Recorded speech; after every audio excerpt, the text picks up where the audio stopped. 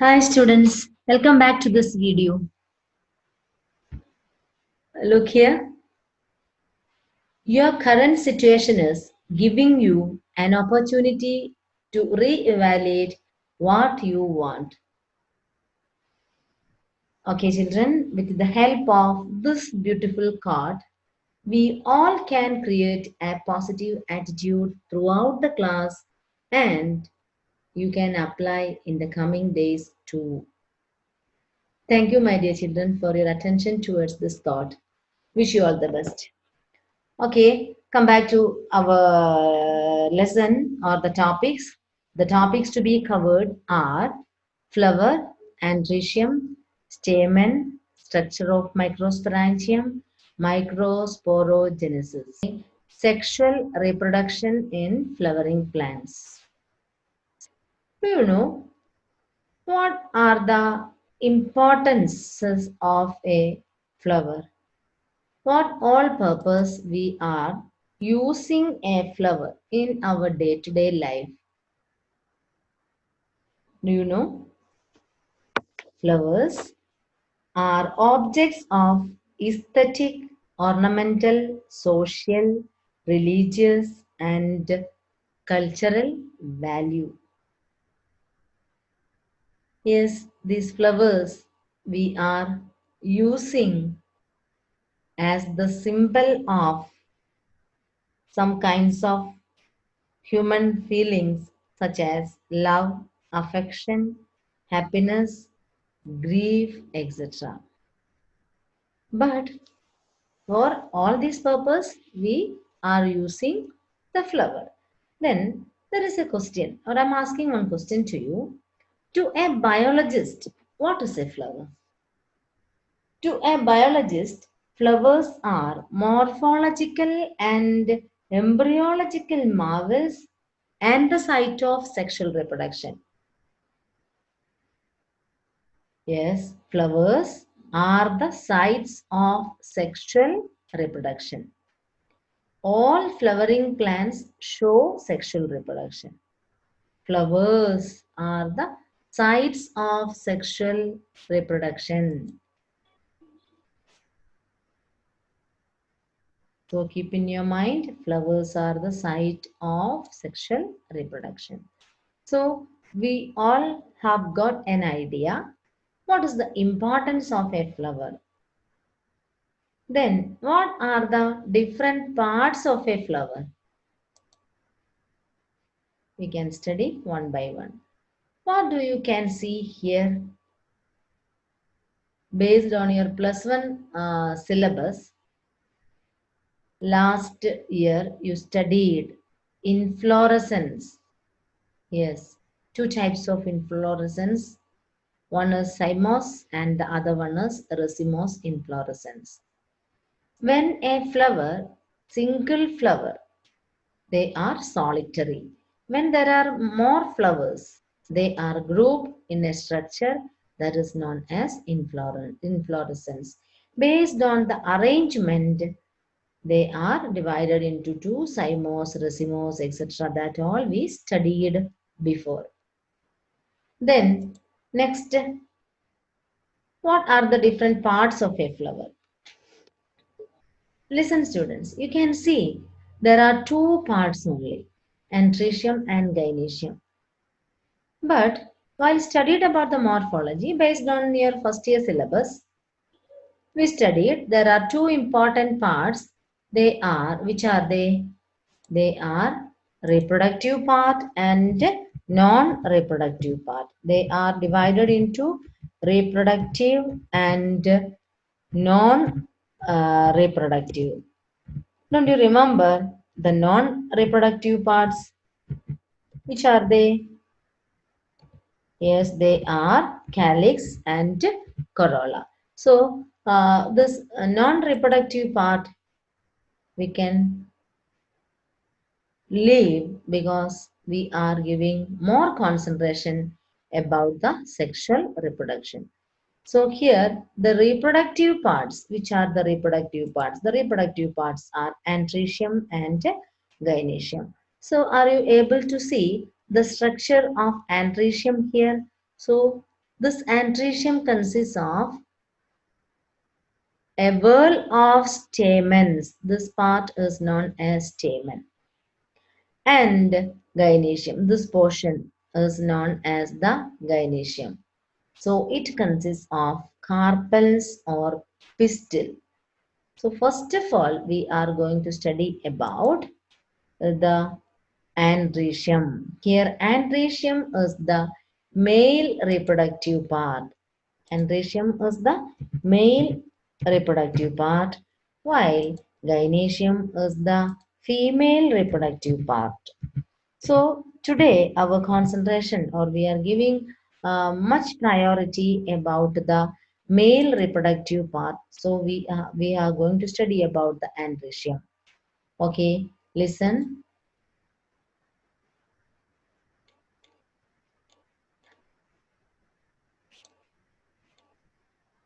Androecium. Here you can see we have written that is androecium.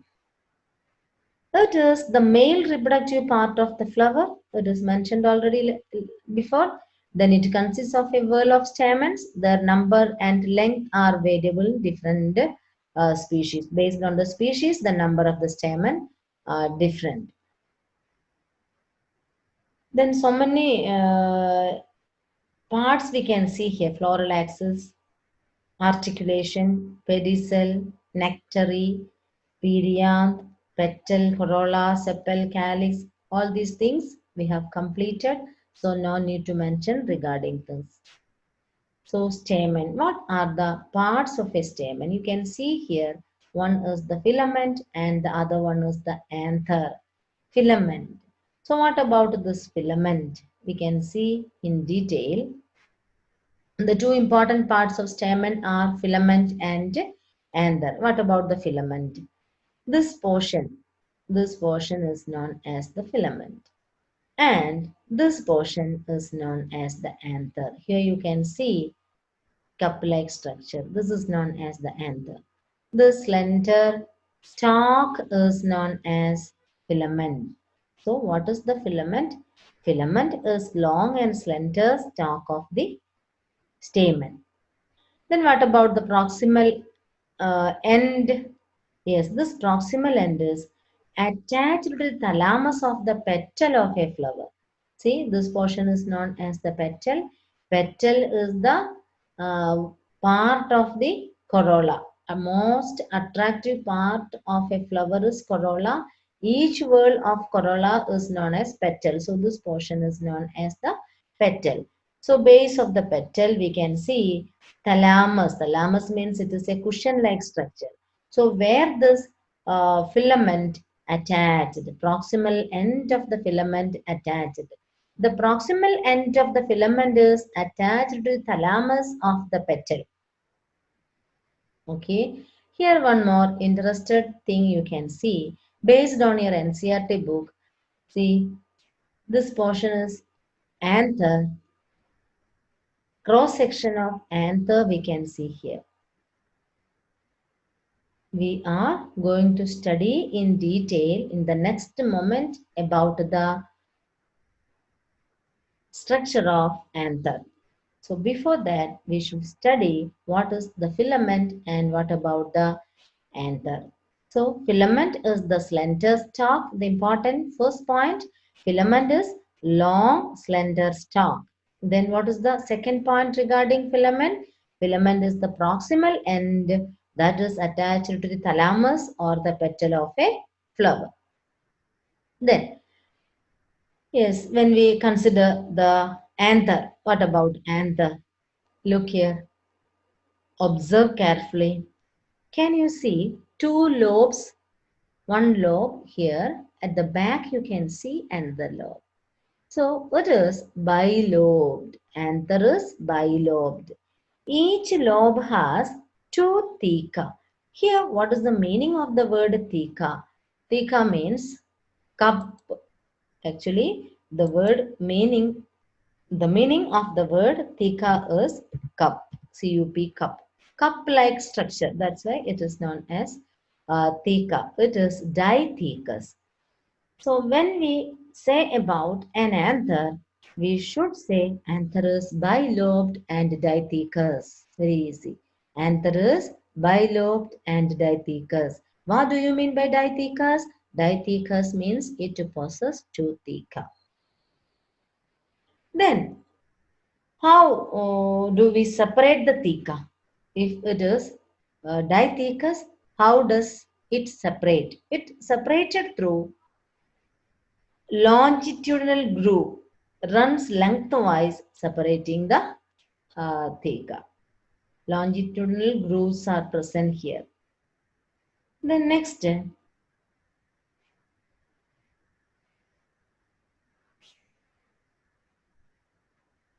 structure of anther.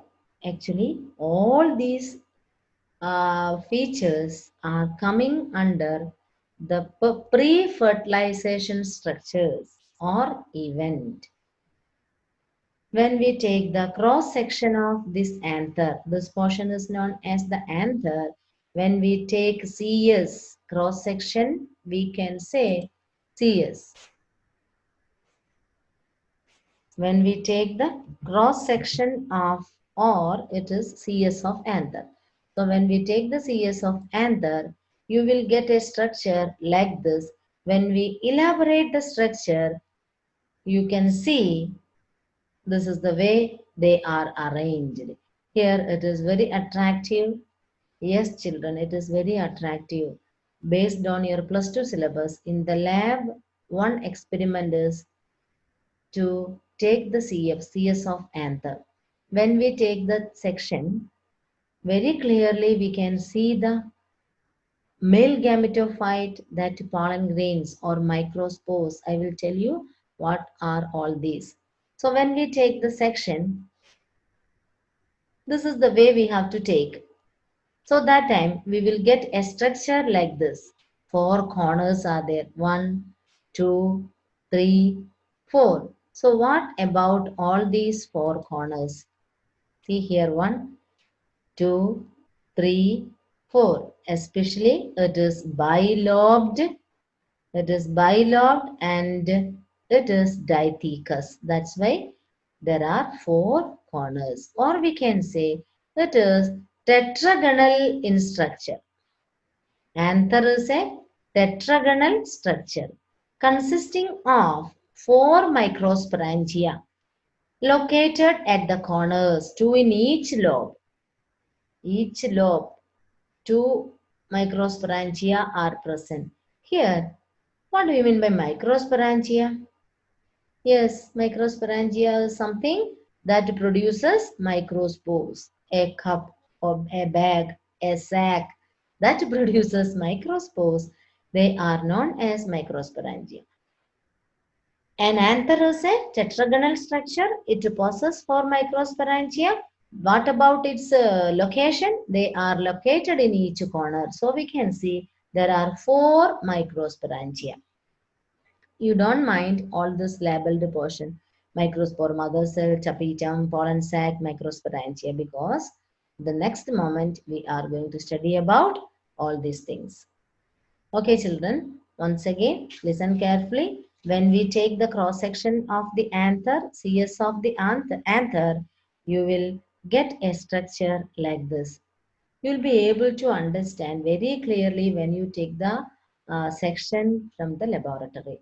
So it is one of the important experiment which is included in the second year lab. Okay, then microsporangia developed to pollen sac. Okay, now you can see what is this. Pollen sac, microsporangia. Here also pollen sac present. Here one pollen sac present. Here pollen sac present. Here pollen sac present. So everywhere this microsporangia developed to pollen sac. Then why it is known as pollen sac? Because inside this pollen sac we can see the pollen grains. But the development of pollen grain is uh, somewhat it is a process. In this process, so many developments are taking place. So many divisions and developments are taking place. So pollen sac consists of pollen grains. Then structure of microsporangia. When you take here, we have studied there are 4 microsporangia. When we take the section, we will get a structure like this. From this, if you concentrate only one of the microsporangia and try to study the structure, we will get a structure like this. Many layers are there. Inside some spores are there. So what are all these? We can see one by one. Actually, the layer of the pollen grain means layer of the pollen grain. We can say like that, or we can say the layers of the microsporangia are known as wall layers. What are they called? The layers of the microsporangia are known as wall layers. Listen carefully. What are they? The wall layers include first one is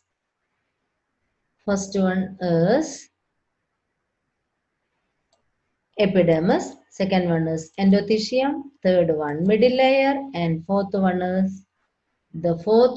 is tapetum.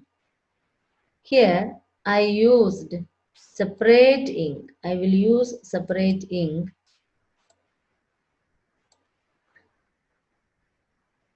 to put tick mark. Why? Okay, it is not functioning, so no problem. Leave it. Same ink we can use. See, students, there are 4 wall layers, or it is surrounded by microsporangium is surrounded by layers or walls. They are known as wall layers. The wall layers are 4, which are they? Epidermis, endothelium, middle layer, and tapetum. Then here you can see very clearly the outer layer is known as the epidermis. In the next to epidermis is endothelium. Next to endothelium is middle layer. Then next to middle layer is actually tapetum. Inside this you can see microspore mother cell. I will tell you what is this microspore mother cell. So here the wall layers, number 1, 2, 3. These 3 starting with epidermis to the middle layer.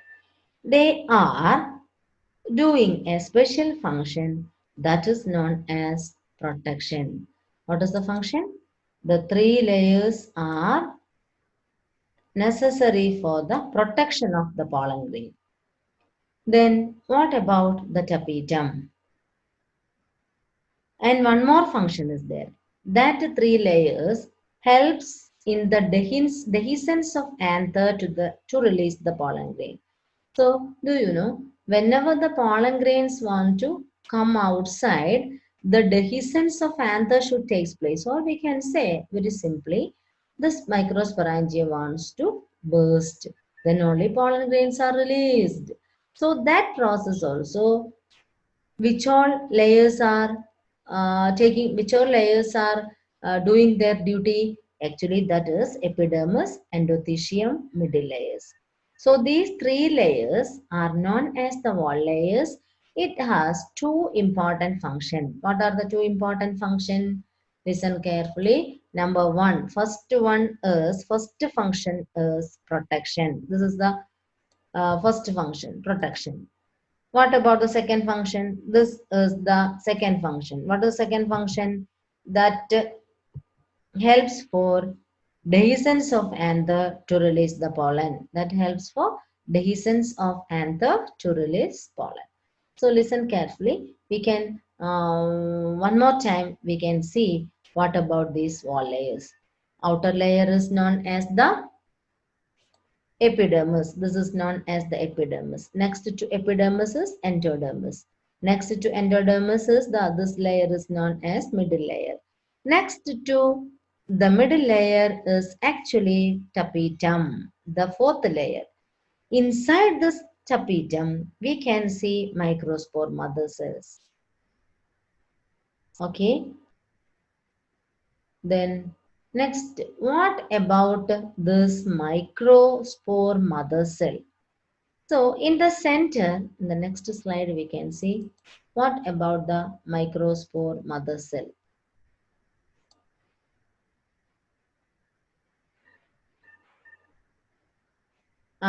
We forgot to tell about the function of tapetum. Tapetum is the innermost layer that nourishes the pollen grain. Developing pollen grain get the food from tapetum. So the pollen grains are the male gametophyte.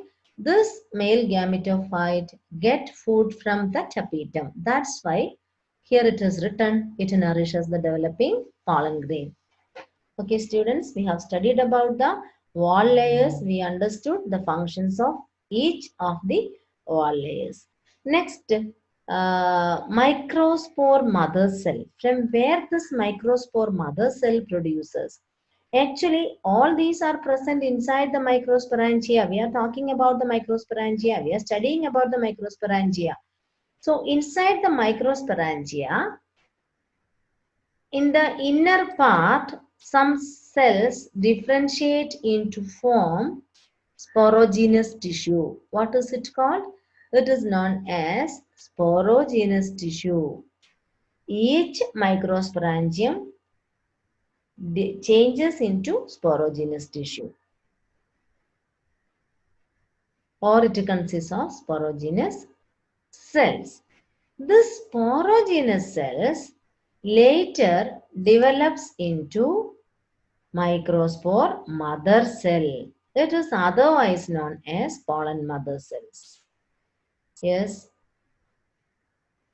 you can study once again. Listen.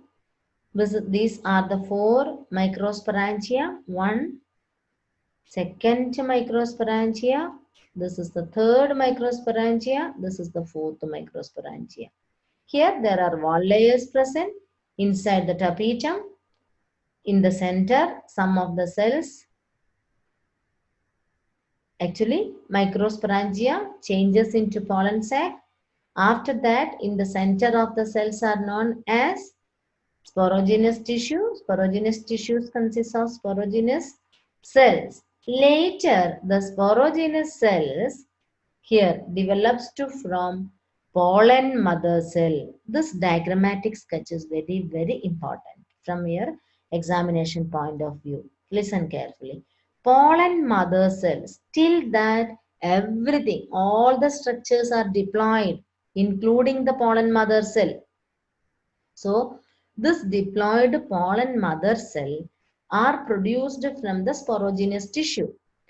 The diploid pollen mother cell undergoes meiosis.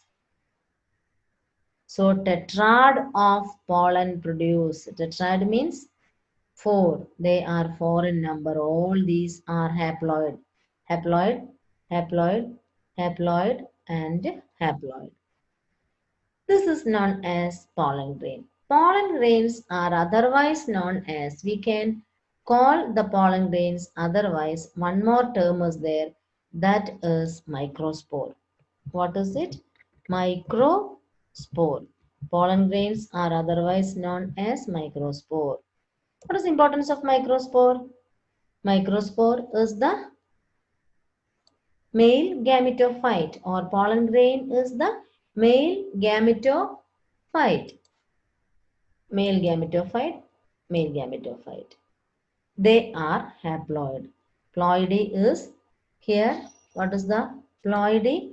Here the ploidy is N. For all these microspores, the ploidy is N. Here also N. Then only you will remember. Otherwise, you will not remember. Ploidy is N. Here also we can write ploidy N. Here also we can write the ploidy N. What do you mean by this N, N, N, N? This N means haploid. Haploid, haploid, haploid. How does the haploid condition come? The haploid condition comes because of the division, cell division, meiosis. So can you say what is microsporogenesis? What do you mean by microsporogenesis? From this diagrammatic sketch, you can say very easily. Formation of pollen grains or formation of microspores. What type of microspores? Formation of haploid microspores. N microspores. Yes, formation of haploid microspores from the pollen mother cells or from the microsporangia is known as microsporogenesis. Here the word genesis means to produce. Formation of microspores. In simple way, you can say like that, at least half mark we will get, but our aim is to get full mark. So what is microsporogenesis?